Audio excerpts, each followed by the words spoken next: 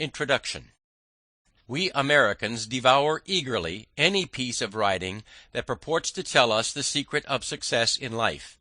Yet how often we are disappointed to find nothing but commonplace statements, or recipes that we know by heart but never follow.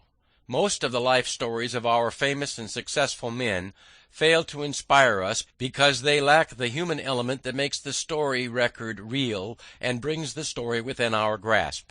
While we are searching far and near for some Aladdin's lamp to give coveted fortune, there is ready at our hand, if we will only reach out and take it, like the charm in Milton's Comus. Unknown and like esteemed and dull swain treads on it daily with his clouted shoon. The interesting, human, and vividly told story of one of the wisest and most useful lives in our history, and perhaps in any history, in Franklin's Autobiography, is offered not so much a ready-made formula for success as the companionship of a real flesh-and-blood man of extraordinary mind and quality, whose daily walk and conversation will help us to meet our own difficulties much as does the example of a wise and strong friend. While we are fascinated by the story, we absorb the human experience through which a strong and helpful character is building. The thing that makes Franklin's autobiography different from every other life story of a great and successful man is just this human aspect of the account. Franklin told the story of his life, as he himself says, for the benefit of his posterity. He wanted to help them by the relation of his own rise from obscurity and poverty to eminence and wealth. He is not unmindful of the importance of his public services and their recognition, yet his accounts of these achievements are given only as a part of the story, and the vanity displayed is incidental and in keeping with the honesty of the recital. There is nothing of the impossible in the method and practice of Franklin as he sets them forth. The youth who reads the fascinating story is astonished to find that Franklin in his early years struggled with the same everyday passions and difficulties that he himself experiences, and he loses the sense of discouragement that comes from a realization of his own shortcomings and inability to attain. There are other reasons why the Autobiography should be an intimate friend of American young people. Here they may establish a close relationship with one of the foremost Americans as well as one of the wisest men of his age. The life of Benjamin Franklin is of importance to every American, primarily because of the part he played in securing the independence of the United States and in establishing it as a nation. Franklin shares with Washington the honors of the Revolution and the events leading to the birth of the new nation. While Washington was the animating spirit of the struggle in the colonies, Franklin was its ablest champion abroad. To Franklin's cogent reasoning and keen satire we owe the clear and forcible presentation of the American case in England and France, while to his personality and diplomacy, as well as his facile pen, we are indebted for the foreign alliance and the funds without which Washington's work must have failed. His patience, fortitude, and practical wisdom, coupled with self-sacrificing devotion to the cause of his country, are hardly less noticeable than similar qualities displayed by Washington. In fact, Franklin as a public man was much like Washington, especially in the entire disinterestedness of his public service. Franklin is also interesting to us because by his life and teachings he has done more than any other American to advance the material prosperity of his countrymen. It is said that his widely and faithfully read maxims made Philadelphia and Pennsylvania wealthy, while Poor Richard's pithy sayings, translated into many languages, have had a world-wide influence. Franklin is a good type of our American manhood. Although not the wealthiest or the most powerful, he is undoubtedly, in the versatility of his genius and achievements, the greatest of our self-made men. The simple yet graphic story in the Autobiography of his steady rise from humble boyhood in a tallow chandler's shop, by industry, economy, and perseverance in self-improvement, to eminence is the most remarkable of all the remarkable histories of our self-made men. It is in itself a wonderful illustration of the results possible to be attained in a land of unequaled opportunity by following Franklin's maxims. Franklin's fame, however, was not confined to his own country. Although he lived in a century notable for the rapid evolution of scientific and political thought and activity, yet no less a keen judge and critic than Lord Jeffrey, the famous editor of the Edinburgh Review, a century ago, said that, in one point of view, the name of Franklin must be considered as standing higher than any of the others which illustrated the 18th century. Distinguished as a statesman, he was equally great as a philosopher, thus uniting in himself a rare degree of excellence in both these pursuits, to excel in either of which is deemed the highest praise. Franklin has indeed been aptly called many-sided. He was eminent in science and public service, in diplomacy and in literature. He was the Edison of his day, turning his scientific discoveries to the benefit of his fellow men. He perceived the identity of lightning and electricity and set up the lightning rod. He invented the Franklin stove, still widely used, and refused to patent it. He possessed a masterly shrewdness in business and practical affairs. Carlyle called him the father of all the Yankees. He founded a fire company, assisted in founding a hospital, and improved the cleaning and lighting of streets. He developed journalism, established the American Philosophical Society, the Public Library in Philadelphia, and the University of Pennsylvania. He organized a postal system for the colonies, which was the basis of the present United States Post Office. Bancroft, the eminent historian, called him the greatest diplomat of his century. He perfected the Albany Plan of Union for the colonies. He is the only statesman who signed the Declaration of Independence, the Treaty of Alliance with France, the Treaty of Peace with England, and the Constitution. As a writer, he has produced, in his Autobiography and in Poor Richard's Almanac, two works that are not surpassed by similar writing. He received honorary degrees from Harvard and Yale, from Oxford and St. Andrews, and was made a Fellow of the Royal Society, which awarded him the Copley Gold Medal for improving natural knowledge. He was one of the 8 foreign associates of the French Academy of Science. The careful study of the Autobiography is also valuable because of the style in which it is written. If Robert Louis Stevenson is right in believing that his remarkable style was acquired by imitation, then the youth who would gain the power to express his ideas clearly, forcibly, and interestingly cannot do better than to study Franklin's method. Franklin's fame in the scientific world was due almost as much to his modest, simple, and sincere manner of presenting his discoveries, and to the precision and clearness of the style in which he described his experiments, as to the results he was able to announce. Sir David Humphrey, the celebrated English chemist, himself an excellent literary critic, as well as a great scientist, said, "A singular felicity guided all Franklin's researches, and by very small means he established very grand truths. The style and manner of his publication on electricity are almost as worthy of admiration as the doctrine it contains." Franklin's place in literature is hard to determine because he was not primarily a literary man. His aim in his writings, as in his life work, was to be helpful to his fellow men. For him writing was never an end in itself, but always means to an end. Yet his success as a scientist, a statesman, and a diplomat, as well as socially, was in no little part due to his ability as a writer. His letters charmed all and made his correspondence eagerly sought. His political arguments were the joy of his party and the dread of his opponents. His scientific discoveries were explained in language at once so simple and so clear that ploughboy and exquisite could follow his thought or his experiment to its conclusion.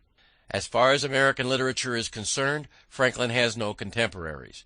Before the Autobiography, only one literary work of importance had been produced in this country, Cotton Mather's Magnalia, a church history of New England, in a ponderous, stiff style.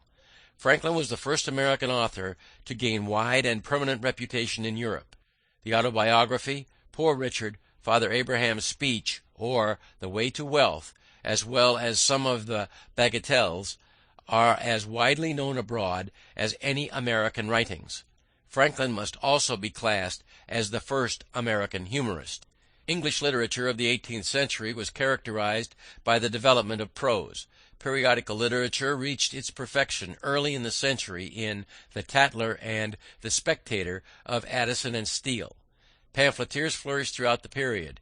The homelier prose of Bunyan and Defoe gradually gave place to the more elegant and artificial language of Samuel Johnson, who set the standard for prose writing from 1745 onward. This century saw the beginnings of the modern novel in Fielding's Tom Jones, Richardson's Clarissa Harlowe, Sterne's Tristram Shandy, and Goldsmith's Vicar of Wakefield. Gibbon wrote The Decline and Fall of the Roman Empire, Hume his History of England, and Adam Smith The Wealth of Nations. In the simplicity and vigor of his style, Franklin more nearly resembles the earlier group of writers. In his first essay he was not an inferior imitator of Addison. In his numerous parables, moral allegories, and apologies he showed Bunyan's influence. But Franklin was essentially a journalist. In his swift, terse style he is most like Defoe, who was the first great English journalist and master of the newspaper narrative. The style of both writers is marked by homely, vigorous expression, satire, burlesque, repartee. Here the comparison must end. Defoe and his contemporaries were authors. Their vocation was writing, and their success rests on the imaginative or creative powers they displayed. To authorship Franklin laid no claim. He wrote no work of the imagination. He developed only incidentally a style in many respects as remarkable as that of his English contemporaries. He wrote the best autobiography in existence, one of the most widely known collections of maxims, and an unsurpassed series of political and social satires. Because he was a man of unusual scope of power and usefulness, who knew how to tell his fellow men the secrets of that power and usefulness. The story of the autobiography. The account of how Franklin's autobiography came to be written and the adventures of the original manuscript forms in itself an interesting story. The autobiography is Franklin's longest work, and yet it is only a fragment. The first part, written as a letter to his son, William Franklin, was not intended for publication, and the composition is more informal and the narrative more personal than in the second part. From 1730 on, which was written with a view to publication. The entire manuscript shows little evidence of revision. In fact, the expression is so homely and natural that his grandson, William Temple Franklin, in editing the work, changed some of the phrases because he thought them inelegant and vulgar. Franklin began the story of his life while on a visit to his friend Bishop Shipley at Twyford in Hampshire, southern England, in 1771. He took the manuscript, completed to 1731, with him when he returned to Philadelphia in 1775. It was left there with his other papers when he went to France in the following year, and disappeared during the confusion incident to the Revolution. 23 pages of closely written manuscript fell into the hands of Abel James, an old friend who sent a copy to Franklin at Passy, near Paris, urging him to complete the story. Franklin took up the work at Passy in 1784 and carried the narrative forward a few months. He changed the plan to meet his new purpose of writing to benefit the younger reader. His work was soon interrupted and was not resumed until 1788, when he was at home in Philadelphia. He was now old, infirm, and suffering, and was still engaged in public service. Under these discouraging conditions the work progressed slowly. It finally stopped when the narrative reached the year 1757. Copies of the manuscript were sent to friends of Franklin in England and France, among others to Monsieur Le Villard at Paris. The first edition of the autobiography was published in French at Paris in 1791. It was clumsily and carelessly translated, and was imperfect and unfinished. Where the translator got the manuscript is not known. Le Villard disclaimed any knowledge of the publication from this faulty French edition, Many others were printed, some in Germany, 2 in England, and another in France, so great was the demand for the work. In the meantime, the original manuscript of the Autobiography had started on a varied and adventurous career. It was left by Franklin with his other works to his grandson, William Temple Franklin, whom Franklin designated as his literary executioner. When Temple Franklin came to publish his grandfather's works in 1817, he sent the original manuscript of the Autobiography to the daughter of Le Veillard in exchange for her father's copy, probably thinking the clearer transcript would make better printer's copy. The original manuscript thus found its way to the Le Veillard family and connections, where it remained until sold in 1867 to Mr. John Bigelow, United States Minister to France. By him it was later sold to Mr. E. Dwight Church of New York, and passed, with the rest of Mr. Church's library, into the possession of Mr. Henry E. Huntington. The original manuscript of Franklin's Autobiography now rests in the vault in Mr. Huntington's residence at Fifth Avenue and 57th Street, New York City. When Mr. Bigelow came to examine his purchase, he was astonished to find what people had been reading for years as the authentic Life of Benjamin Franklin by himself was only a garbled and incomplete version of the real Autobiography. Temple Franklin had taken unwarranted liberties with the original. Mr. Bigelow says he found more than 1,200 changes in the text. In 1868, therefore, Mr. Bigelow published the standard edition of Franklin's Autobiography. It corrected errors in the previous editions and was the first English edition to contain the short fourth part, comprising the last few pages of the manuscript written during the last year of Franklin's life.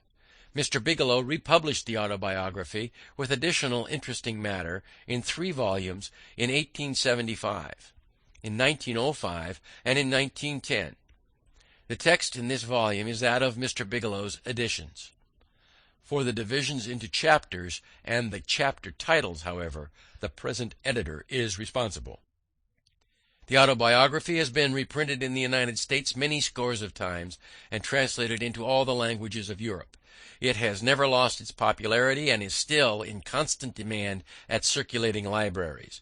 The reason for this popularity is not far to seek, for in this work Franklin told in a remarkable manner the story of a remarkable life.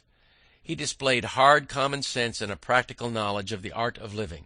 He selected and arranged his material, perhaps unconsciously, with an unerring instinct of the journalist for the best effects. His success is not a little due to his plain, clear, vigorous English. He used short sentences and words, homely expressions, apt illustrations, and pointed allusions. Franklin had a most interesting, varied, and unusual life. He was one of the greatest conversationalists of his time. His book is the record of that unusual life, told in Franklin's own unexcelled conversational style. It is said that the best parts of Boswell's famous biography of Samuel Johnson are those parts where Boswell permits Johnson to tell his own story. In the Autobiography, a no less remarkable man and talker than Samuel Johnson is telling his own story throughout. F.W.P. The Gilman Country School, Baltimore, September 1916. End of introduction.